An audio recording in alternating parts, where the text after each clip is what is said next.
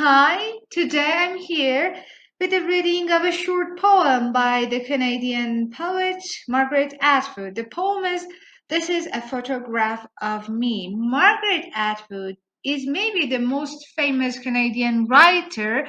She's a poet, she's a dramatist, she's a writer of novels and short fiction, and she's also a critic. Though she had denied it personally, but she's sometimes considered as a feminist too.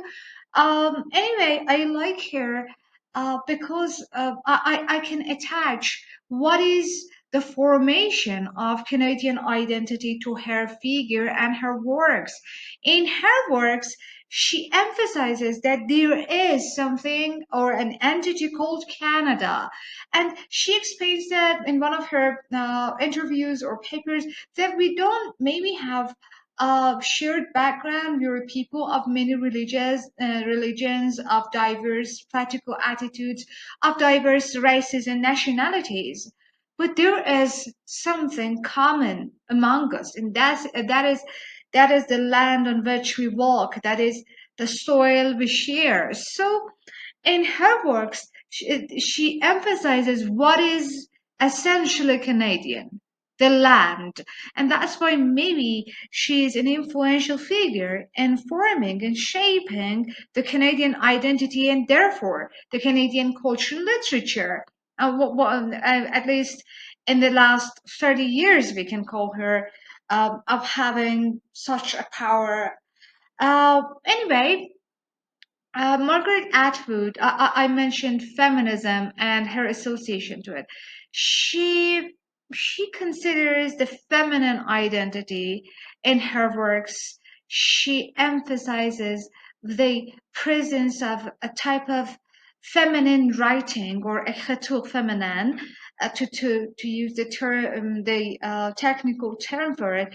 And in her works, we can find a different way of writing. The different way of using language associated to that feminist movement. Anyway, uh, the point here is that we can trace in her works two attitudes most of the times.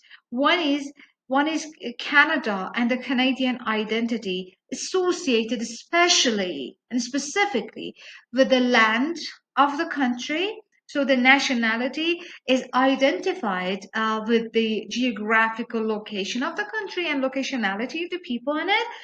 And the second one is the voice of the woman. She gives voice to women and herself in her works. That's why many of her characters, many of her speakers are women. This poem in Iban is a short one. Maybe not the feminine identity is prevalently represented in it, but the land, the nature, the country itself, and uh, the power or the empowerment of culture by nature is represented in this poem. So let's go and read it. The poem has a riddle-like structure. This is a photograph of me, so we have to search for the speaker in a photo which is described in the poem, but we don't know where she stands or he stands. It was taken some time ago. It is the photograph. At first, it seems to be smeared. Smeared means to have a kind of a film on it, a greasy kind of sticky substance. Print a smeared print. So at first, we look at the photograph, we cannot get what it is. Blurred lines and gray flakes blended with a paper. Something like this. So we have some flecks, some lines, but it is not exactly and clearly shown what is in the photograph. And don't forget that we are searching for hair. Then, as you scan it, you see in the left-hand corner, so we have more details now. Now we look at it with a close eye, a thing that is like a branch, part of a tree. And then we have some description of the tree. And that's why I told you that she talks about nature and the land, balsam or spruce. This is a balsam and this is a spruce. Both of these plants or trees, we can call them, are the natives of of Canada. So we know that by naming these plants, she's also naming her country. Emerging and to the right, halfway up, what ought to be a gentle slope. Slope means a rising or falling surface, but not a flat one anyway. Small frame house. So these are the details of the original kind of view we had. The original one was this, and now we have some details. So now we can see the picture with a more kind of clear surface. We have the branch, we have the slope, we have the frame house, but and some of the trees maybe, but some parts of the photo are still not clarified. So let's read the rest of the poem in the background. So the background was not shown. We just saw the foreground here. What about the background? In the background, there is a lake, and beyond that, some low hills. So everything now we look at or we read is about nature, the hills, the lake. So we have the background image as well. So we have the photo here.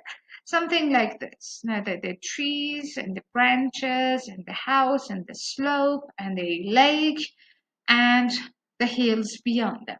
This is something like that. So where is she? This is a photograph of me. But where is she? Is she here? Let's read the last part of the poem, which is written within parentheses. So this is just some explanation, some more description, some extra kind of explanation for us. The photograph. So if you ask where I am in the photo, look, read this part. The photograph was taken the day after I drowned. I am in the lake. I am in the lake. She's now the same with nature, in the center of the picture, and she's at the center. So we have to look at it and see her just under the surface. So I'm not in the surface. You have to see what is beyond the surface. It is difficult to say where precisely or to say how large or small I am. The effect of water on light is distortion. So I'm now part, an element of nature, and I am also to be seen alongside nature. So water distorts the image, and that also affects the way I am shown, I'm presented. But if you look long enough, eventually you will be able to see me. And in this way, this poem ends. I hope you've enjoyed reading this poem.